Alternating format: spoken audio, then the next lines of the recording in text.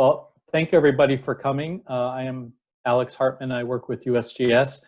As Yue said, I used to work in Dixon, but the last few weeks I've actually been working in Davis in my spare bedroom.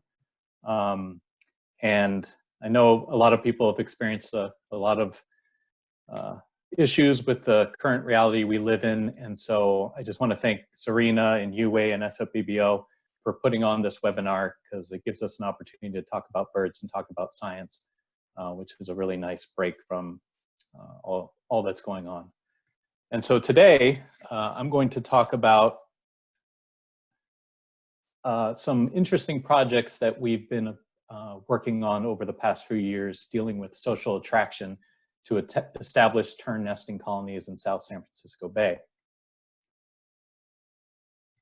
To begin with, I just want to give an outline of my talk. I'm going to start by explaining what social attraction is, why is tern social attraction needed in South San Francisco Bay, talk about two recent social attraction efforts that we've completed over the past few years, one of them dealing with Caspian terns and the other one with Forster's terns.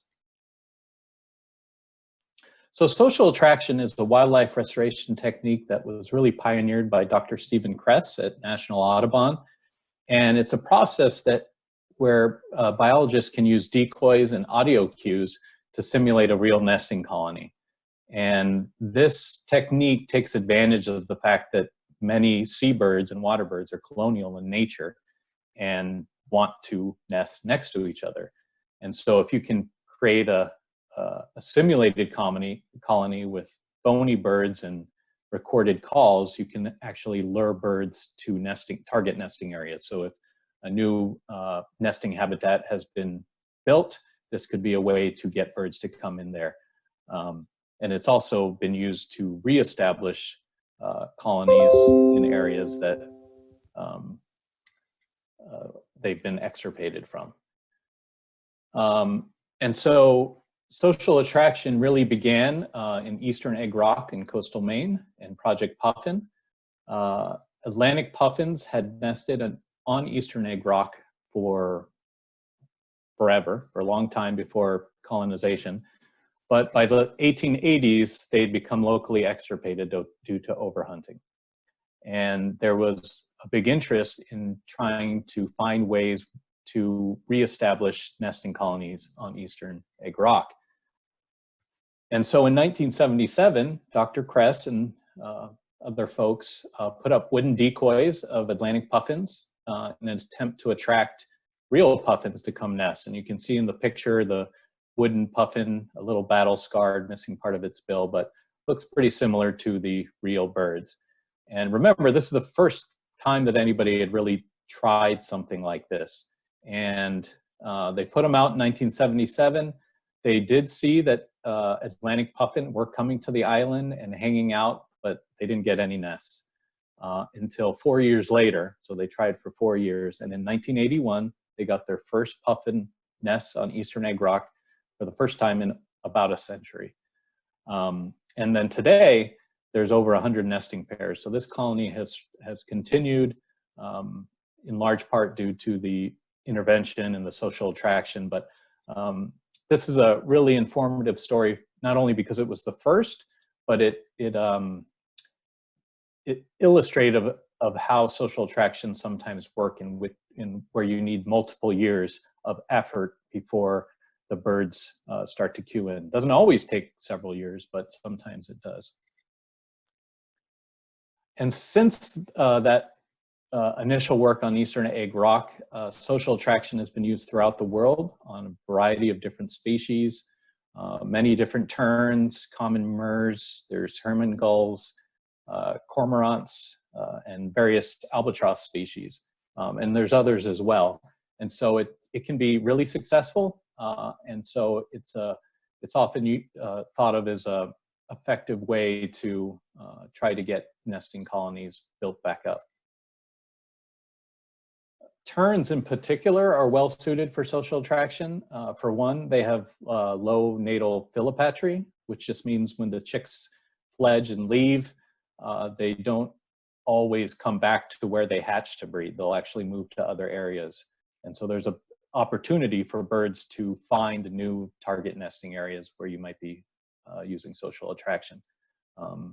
They're highly responsive to decoys and call playbacks, and they're often thought of as an umbrella species, in which if you can get terns to come back into a system, that will have cascading benefits for other critters, other nesting water birds and other wildlife.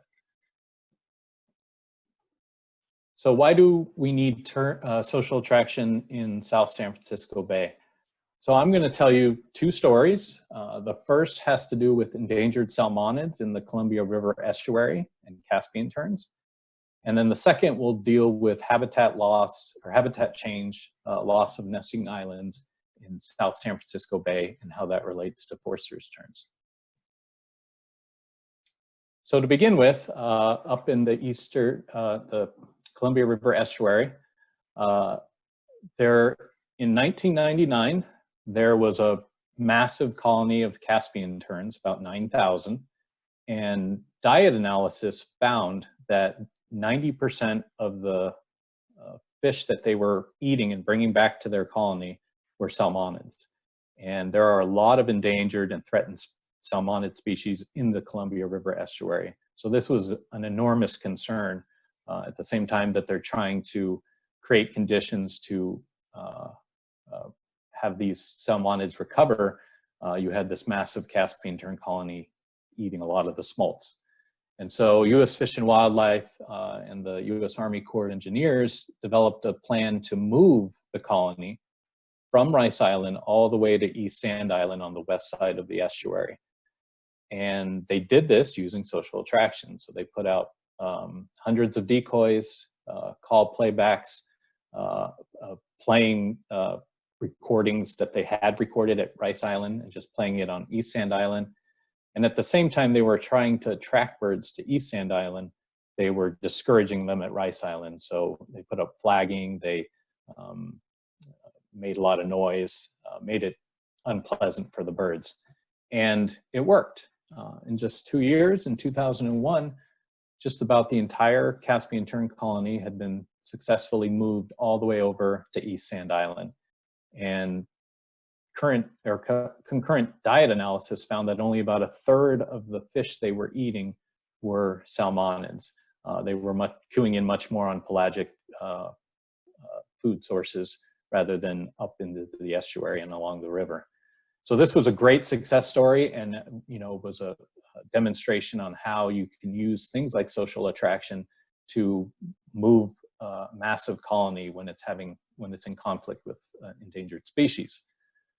However, not all good things last. The colony continued to grow, and by 2008, it was just under 11,000 Caspian terns, and about 10,000 cormorants also moved in. And so this combined fish-eating juggernaut was having an impact on these endangered salmonids. And so a new plan had to be devised, and that's where San Francisco Bay comes in. The idea by Fish and Wildlife and others was to redistribute Caspian terns out of the Columbia River estuary. So move them into parts of Washington, Oregon, and all the way down in San Francisco Bay, where conflicts with endangered salmonids are either do not occur or are reduced. At the same time, at about the same time, the Don Edwards Refuge had just built new islands. So this is a map of the the South Bay Salt Marsh Restoration Project. All the things shown in blue are former salt evaporation ponds that are slated to be restored back into tidal marsh. Now this, of course, will have a lot of huge benefits for tidal marsh and marsh obligate species, your salt marsh harpist mouse, Ridgway's whale, a number of other birds. One concern is that some of the birds like terns and different shorebirds that nest within these ponds, they may be inconvenienced by some of this restoration. So to account for that, the restoration project initiated a plan to create more nesting habitat in ponds that will not be converted. So in 2011, 30 islands were built in SF2, and in 2012, 16 islands were added to 4 existing islands in pond A16. So that as islands are lost from ponds that are restored, the water birds that use them for nesting can move to these sites instead.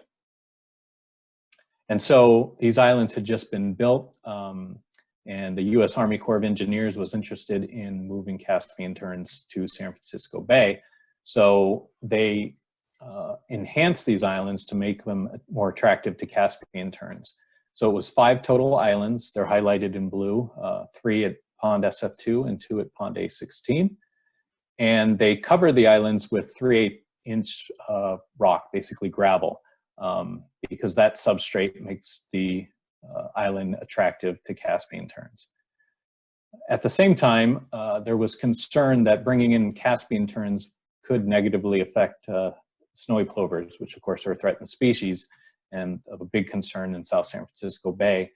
And one way to attempt to mitigate against this was to create 4 snowy plover islands, 1 in each pond shown in red, where a different size gravel was used to try to make habitat that might be attractive to snowy plovers. And so all this island enhancement was completed in February 2015 ahead of the breeding season. And this is just to give you an idea of what that rock substrate looks like and why Caspian terns may like it. It's very good at concealing eggs. If anybody wants to take a few seconds to count how many nests you see. For those of you who said 9, pat yourself on the back, you were right. But you can see that they blend in really well with the eggs. And so that's probably part of the reason why Caspian terns typically like this gravel substrate. Okay, so the islands were constructed. They were enhanced in 2015. The only thing left is we had to put out these social attraction efforts.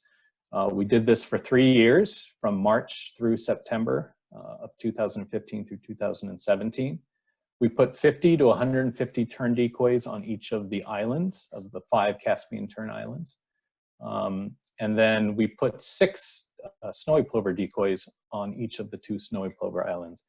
And so here you can see a Caspian tern island where they're spaced out, more or less what you would expect on a real Caspian tern colony.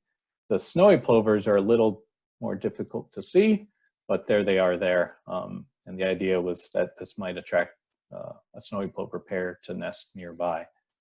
And then in addition to the decoys, we put these solar-powered call playback systems. So it's basically 2 car batteries recharged by the solar panel, and then 2 speaker wires run out into the decoy array connected to speakers and broadcast the colony calls. And this is what it sounds like.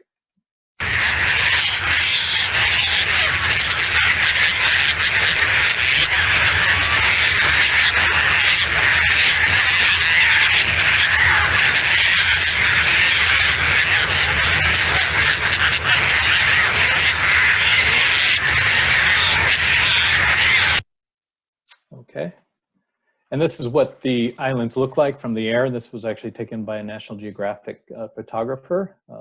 And you can see we have some of our technicians out on one of the islands, and you can see the decoys. Let me get my pointer again.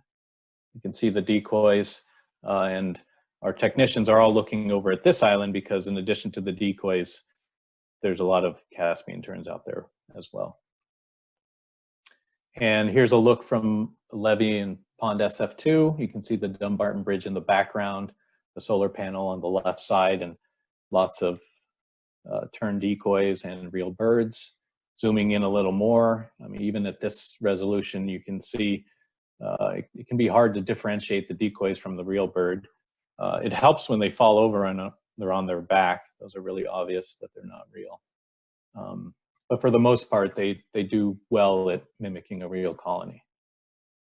So we enhance these islands, we put out the social attraction. The only other thing is we want to monitor what happened. to make sure that is this having a positive effect? Are we doing it in a way that is helping the birds as opposed to causing problems?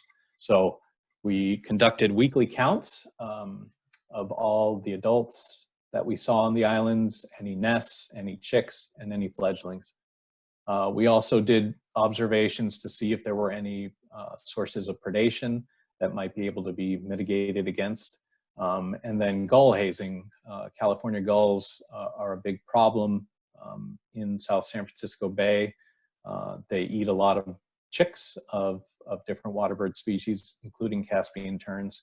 And then we didn't want to create new California gull nesting habitat. And so we did some hazing, particularly at A16, just to keep the gulls from going on the islands so that they didn't try to nest and just, basically move them off. Okay, and so here are the results of that 3-year study. You can actually read about it. We published an article in Global Ecology and Conservation. But these are the results for each year, starting with 2015, 2016, and then 2017. And I'm going to show you in series the number of adults, nests, and chicks and fledglings that we saw on these islands with social attraction. And so if we look at adults right away, the very first year, we had huge numbers of Caspian terns using these ponds and the islands, and it increased each year after that initial effort. Same thing goes for nests. We saw nesting the very first year with well over 100 nests, and this increased again in 2016 and then in 2017. Chicks, same story. We had about 100 or so at peak in 2015. This grew to 200 in 2016 and then continued in 2017. And then lastly, if we look at the actual number of Caspian tern chicks that are able to fly and have successfully survived, we see an increase each year of the study. If we just to look at the numbers here, I just want to stress that before 2015, before we did any social attraction, Caspian terns had never bred at either of these ponds. And then by 2017, we saw a max number of 711 adults, 500 nests, 331 chicks, and 230 fledglings. So by all accounts, just a really tremendous success in terms of creating 2 Caspian tern colonies that were successful. We also got 5 snowy plover nests in 2017. Unfortunately, they were not successful, and they didn't even use the snowy plover islands. They nested with the Caspian terns. So that didn't work exactly how we intended, but it was good that they used the habitat. And then one kind of neat side result is we had 15 black skimmer nests in 2015 or 2017, which was great because, we've been studying waterbirds in the South Bay for a long time, and we'll find skimmer nests, but a handful every year. And now we got 15 in just 2 ponds, and it was even higher in 2018. And so this appears to be a secondary benefit of our efforts in that we're creating these black skimmer nesting sites. As I mentioned, the big reason for this social attraction effort was to move Caspian terns from the Columbia River estuary to San Francisco Bay. And so one of the ways we could gauge are any of the birds up there actually coming here, or are these local birds, is looking at color bands. And researchers at Oregon State University have been banding Caspian terns all over the West Coast for a number of years now. And so there's a lot of bands out there that we could try to read.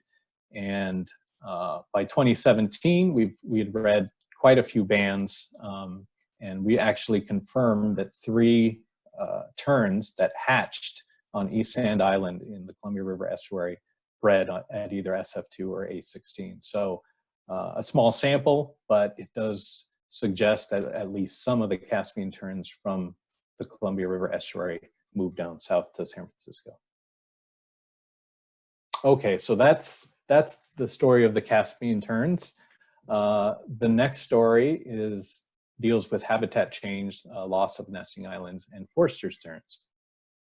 So as I mentioned, the South Bay Salt Pond Restoration Project is restoring a lot of these historic salt evaporation ponds back into tidal marsh.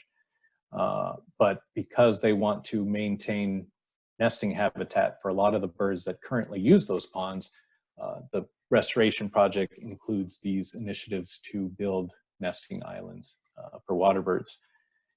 And A16 in particular has been a really important site for Forster's terns since 2005, all the way up to when the year right before they built the islands. There were 100 to as many as 250 Forster's tern nests every year in Pond A16, one of the biggest colony sites anywhere in South San Francisco Bay. And since construction, there had been zero. And so this was really disappointing. A lot of the motivation for this island construction was Forster's terns. They frequent these salt ponds and islands within them often for nesting. And so we came up with the question of, well, can we use social attraction to jumpstart Forster's tern coming back to nest to Pond A16?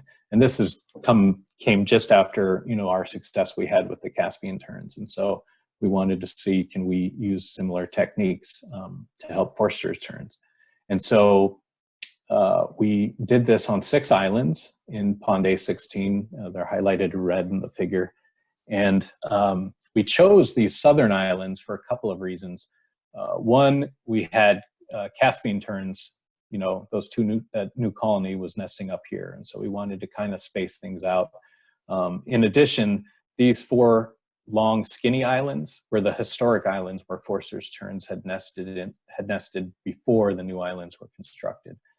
And then lastly, it was right next to New Chicago Marsh, which is in recent years has had high numbers of nesting Forster's terns. The only problem with New Chicago Marsh is that the nests are much more accessible to terrestrial predators. There aren't deep water ponds with the islands. And so nest success is really low. And so our hope was we could use social attraction to move some of these birds from New Chicago Marsh, where nest success is low, to A16, where it'd be higher. And so we partnered with SFBBO and the U.S. Fish and Wildlife Service. And between March and August of 2017, which was the first year, and 2019, we put out 50 tern decoys on 6 different islands, and each also had a call system playing Forster's tern colony calls that we actually recorded at Pond A16 in the 2000s. And so this is what it looked like. You can see the solar panel and then the decoys, and this is what it sounds like.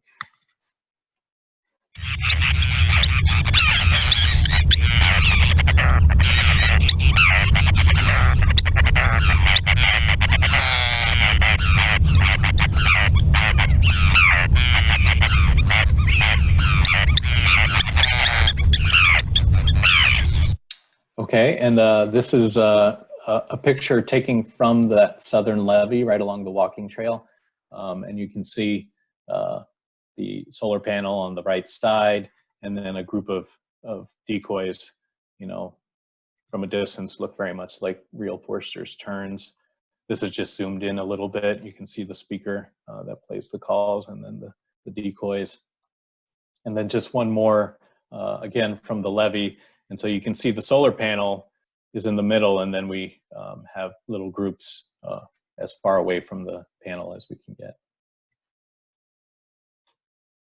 So as with the Caspian terns, we wanted to be able to monitor what was happening with this, if it's having any benefit, is it doing things that we don't intend for it to do. And so again, we did weekly bird counts at Pond A16, where we counted Forster's terns and other water birds and looked at behavior. We also visited islands weekly that we suspected or observed birds nesting. And the real advantageous thing is we were able to compare the data to years where we collected the same data, but prior to Forster's Tern social attraction. So in 2015 and 2016, we did the same pond surveys and island visits before social attraction. So this served as a really great comparison to see what may be happening when we do this social attraction. And so in 2017, the first year, we observed that more terns were using pond A16. And so this is split up into the pre-nesting, nesting, and post-nesting months. And you can see red is 2017 with social attraction and green is before. We saw a spike in April and May, which is during the pre-nesting and early nesting periods. So it really appeared that Forster's terns were coming into pond A16, perhaps prospecting for nest sites, but giving it more attention. Post-nesting, it's opposite, and the 2015 and 2016 were higher, but we think this is really due to the fact that the South Bay-wide population was much larger in those years, and they produced a lot of fledglings. And so by post-nesting, you're not only including the breeders, but you're including the young of the year that essentially look like breeders. And so that's why we think it was higher post-nesting in those years. So we got more terns using the pond, but we didn't get any nests. But as I mentioned at the beginning, with this Eastern Egg Rock, these efforts sometimes take multiple years before you actually get the birds to nest. And so we were encouraged with this first year results, and that seemed that the birds were coming to the pond more often. And so we applied and obtained funding to try again in 2019. And in 2019, we saw similar trends in terms of bird use or numbers in the pond. And we saw this really big spike in June, which is the primary nesting period for Forster's terns, was much higher. More importantly, we got Forster's terns to nest in pond A16. And so in 2019, for the first time in 8 years, we had 35 Forster's terns nesting in the pond.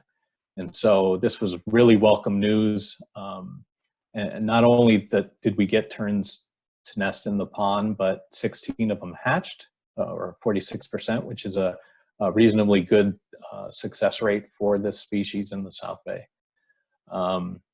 In addition, I talked a little bit about this idea that the tern nesting can function as an umbrella species.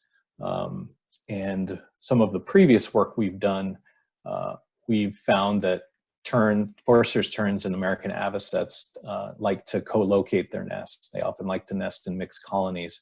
And in 2019, we had 156 American avocet nests in the pond, which was the highest, among the highest we've ever recorded in pond A16. So the combination of new islands being built in the pond and some of the social attraction efforts, I think, had additional benefits for American avocets. One of the cool things about this project in particular is we were able to do some outreach activities in the community. In 2017, we visited a couple elementary schools. Crystal, who I think is on the call, is in one of these photos. But we enlisted these students to help us paint decoys that we actually used out on the project. So it was a great opportunity to get them basically hands-on doing work to help conservation. We also have a website that details the project. The URL's right there. We are updating it currently with our 2019 results, and it's under review, and then once that's finished, then it will be posted with the 2019 results. It also frames some of our work we do with social attraction in the wider context of some of the waterbird nesting ecology work we do, the South Bay Salt Pond Restoration Project, and how we can build nesting islands for waterbirds. So to conclude, we found that social attraction, we used social attraction to successfully establish 3 tern nesting colonies in South San Francisco Bay. The Caspian tern colonies in Pond A16 and SF2 are the largest in the South Bay, and among the largest in all San Francisco Bay. And this is really a great success considering that they had never nested in either pond before these efforts. Forster's terns nesting has been reestablished at Pond A16 for the first time in 8 years. And it is our hope that this is a sign of things to come and the birds return this year and in subsequent years until they get to the point where, you know, they're a large, vibrant colony as they were before. So social attraction really can be an effective tool in managing waterbird populations in South San Francisco Bay and really anywhere. And so as the restoration project continues, as islands are developed, this is always a tool that we can consider to help these nesting populations.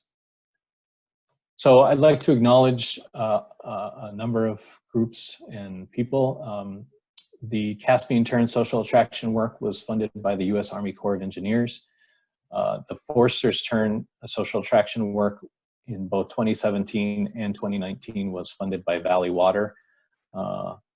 We had the support of U.S. Fish and Wildlife, the Don Edwards San Francisco Bay National Wildlife Refuge, the South Bay Salt Pond Restoration Project, Eden Landing Ecological Reserve, and of course the San Francisco Bay Bird Observatory.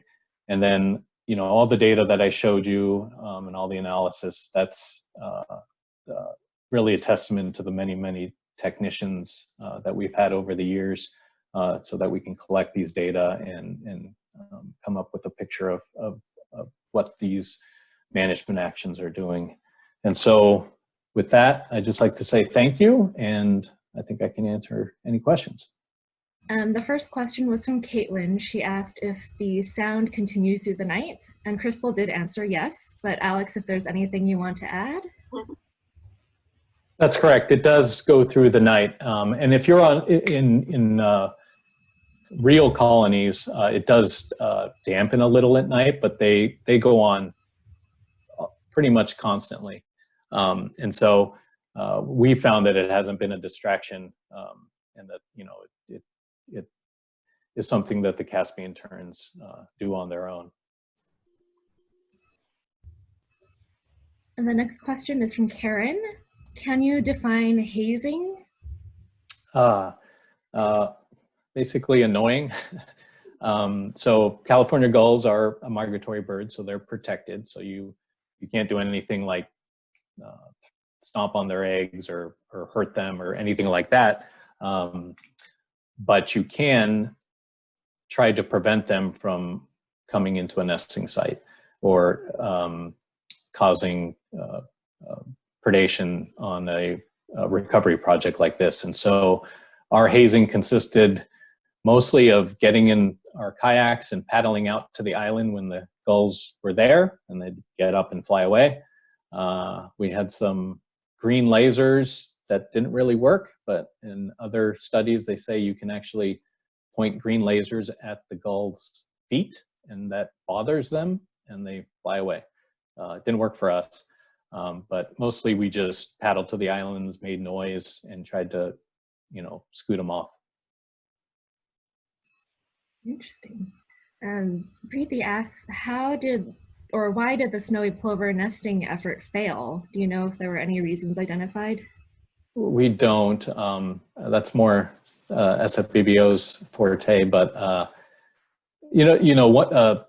I think a couple of the nests were actually in the Caspian tern colony, and you know, amongst the decoys, and so the snowy plovers probably had to get up and off their nest a lot when Caspian terns came in, and so there's probably a disturbance factor. But you know, what caused them to fail, I can't say. Florence asked, if they've never nested in the San Francisco Bay, how did they find it? Was it while they were migrating over? So they have nested in the bay. They do nest in the bay, and there's a couple of large colonies like Brooks Island in the Central Bay. They just had never nested in either Pond SF2 or Pond A16, or really anywhere near those two ponds. And so the idea behind the moving the birds out of the Columbia River estuary was that Caspian terns are migratory, and they fly south every year and fly north ahead of the breeding season. And so it's conceivable that a lot of them move through San Francisco Bay. And so if some birds were moving from Mexico to the Columbia River estuary, they could stop. Here's a great colony, and there's a bunch of birds there already making noise.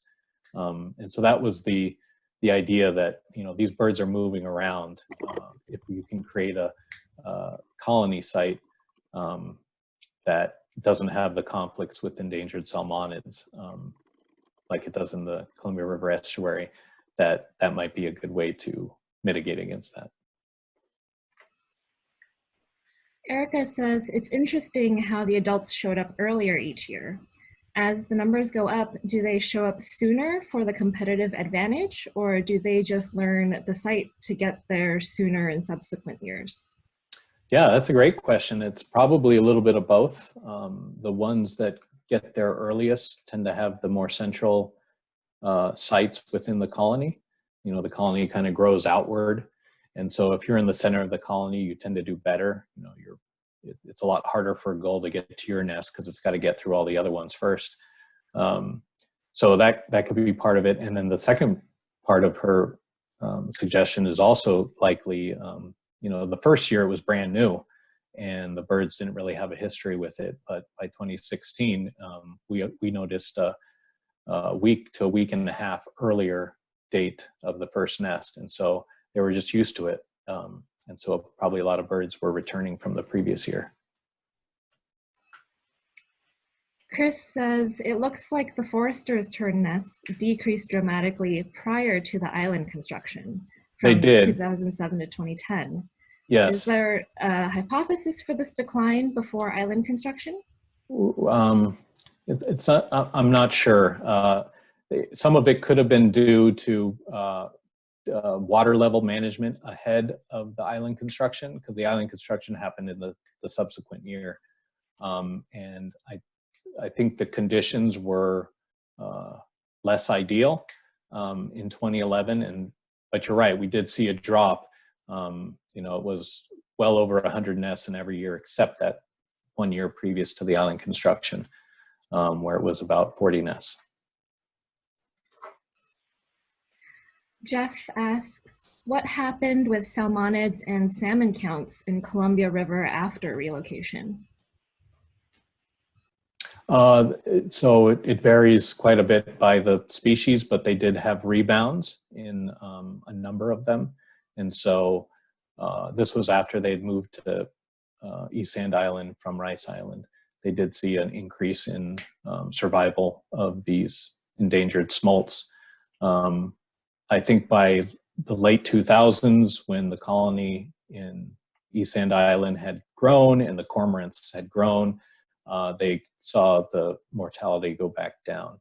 And so that kind of motivated this second phase. Eric asks, are both sounds and decoys required, and have just one or the other alone been tried? Yes, the decoys on their own have been tried quite a bit, and I think there are some where they would just use audio cues. It really depends on the species. Like with the puffins, they don't have vocalizations like terns, and so they don't have as dependence on a call system. They can basically just put out the decoys. Terns tend to do better when you have both, and people have actually done experiments. You know, a tern colony is very loud and very boisterous. If you're a tern and you happen upon a totally silent colony, that might, you know, dissuade you from, you know, investing in putting a nest there. But when you combine it with the audio, it often works really well. Siska says, I've heard that they are using decoys in Central Park in Santa Clara to get the Canada geese to go away. I'm wondering if you know anything about using decoys to keep birds away, and if that had any effects. He says, Yeah. I haven't noticed any decrease in the geese. I'm not familiar with that specific park or the geese there. What are the decoys of, I wonder? I mean, you can buy fake great horned owls and stick them on your roof, and that's supposed to keep the pigeons away. And often it works for a little while, and then the birds wise up and realize it's a phony owl. So you can use decoys to keep birds away in some instances, and maybe for a limited time. But I don't know about the Canada goose. Yeah, Siska says they were coyote and alligators. Oh, alligators. Well, yeah, I mean, it probably will have, I mean, my guess is it could have an effect, but I just always wonder, geese are pretty smart. I'm thinking they might figure it out after it's been there a while. I'll just quickly chime in and say we do some work at Newbie Island, which is, for refuse. And they do all sorts of different things to try to scare away birds, including pyrotechnics and dogs and other hazing activities. And even something like fireworks only works for a few minutes before the birds get used to it. So I wouldn't imagine that a decoy that's silent would keep them away for very long. Great. Linda asks, how many Caspian terns are still nesting on the Columbia River? Still quite a few. I don't remember what the latest numbers are, but at the same time that they're trying to push them to sites like San Francisco Bay, they're dissuading them in the Columbia River estuary. So they put up flagging in their nest sites so that it shakes in the wind, and they don't like that, and they do some hazing. And so the numbers are down. They're no longer 11,000. They're probably closer to 2,000, but it fluctuates year to year. Erica says she would love to hear a bit more about the various shapes / distance to center / perimeter to area ratio of the islands, and if it's based on known preferences of the different species or if it's experimental at this point. The how the islands are constructed, like their size? Size and shape, like how some are skinny and some are yeah. Yeah. So we actually did wrote a report for the refuge and the restoration project. When they were designing these islands, we were measuring them and measuring bird use of them, so that we could look at are there any features that are better or worse for attracting the different species. And we looked primarily at Forster's terns, American avocets, and black-necked stilt. And we found that while there are some species differences, they tended to like long and skinny islands that were close, a high perimeter to area ratio. I think they just like to be closer to the water as opposed to 5-6 feet up on an island. The avocets similar, but not as dependent on these skinny islands. And so one of the reasons for the island construction you see, where you have some of the islands look like big circles essentially, and the other ones have that more long sawtooth shape, was to try to get a couple different morphologies, if you will, of islands out there, so that you can accommodate species that might have different preferences. And then in subsequent phases, we're using some of the information and results from that initial phase to inform island development in the future years, so that we can use this adaptive management framework to keep building better and better nesting habitat. Tiffany asks, have these new colonies faced any predator challenges? Well, like I said, the Forster's terns last year, about 50% hatched young, which is, we've been studying that bird for, 15 years in the South Bay, and 46% is really quite good. We'd like it to be a little higher, but we're never happy until it's 100%. The Caspian terns also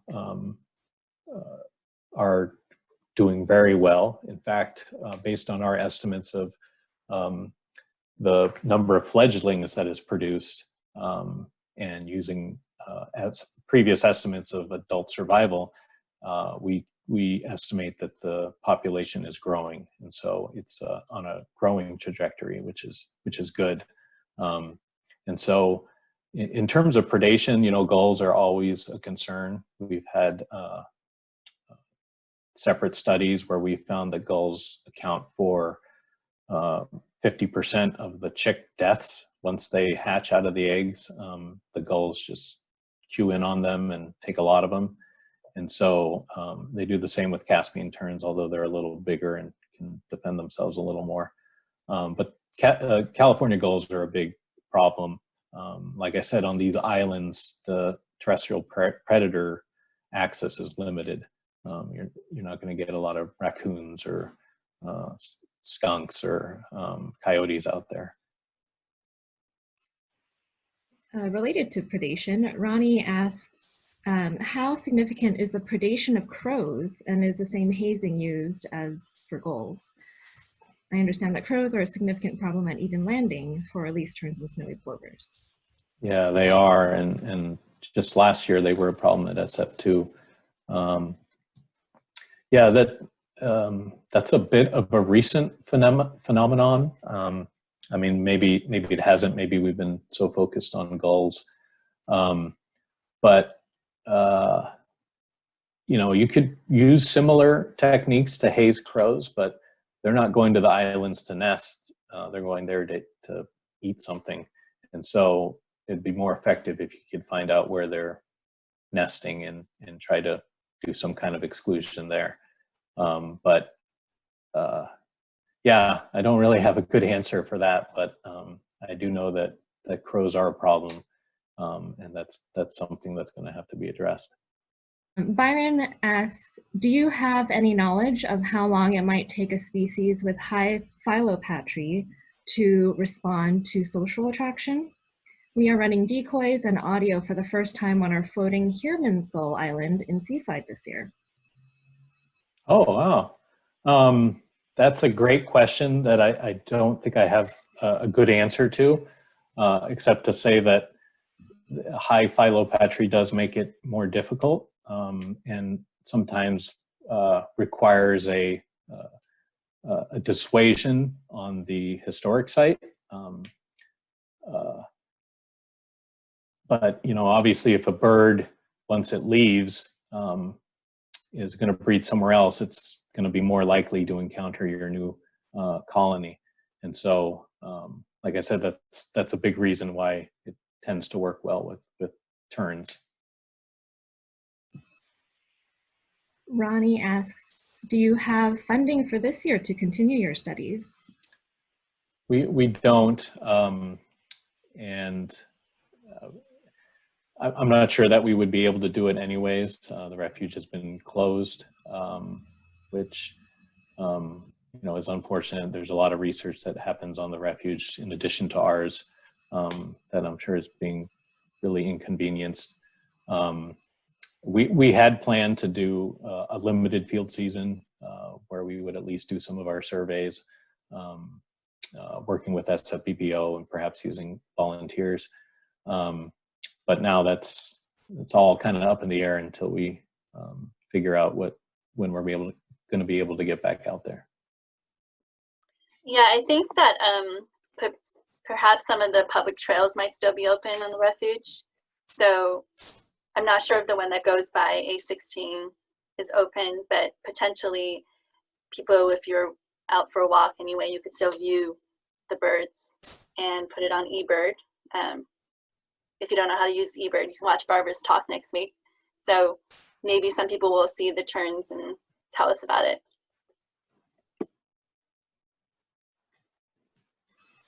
Okay. Chris asks, says, I thought snowy plovers preferred more sand-like habitats, but this looks more like gravel. How similar is the ground on the snowy plover island to their typical nesting ground? Yeah, again, SFPPO is going to know more about this than me, but the snowy plovers definitely like the hard pan, sort of dry bottom type habitat, more like you said, sandy than rocky. That is one of the reasons they use the different gravel size. They use a lot smaller gravel to try to make it more sand-like, but at the same time have some of the, I think the idea was that the larger rocks would be better for erosion and limiting plant growth and things like that. It didn't really work because there were a lot of plants that grew out on the island.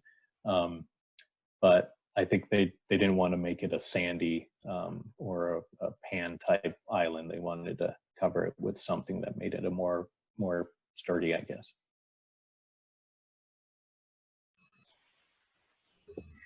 Ronnie says shelters are used for least tern nesting sites at Eden Landing.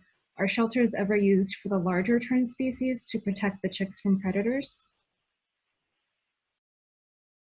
I'm not familiar with these shelters. They're like coverings? Yeah, like the A-frames or... Like a little triangle. They're called chick shelters. So they're not for nesting. They're just for after the chicks hatch.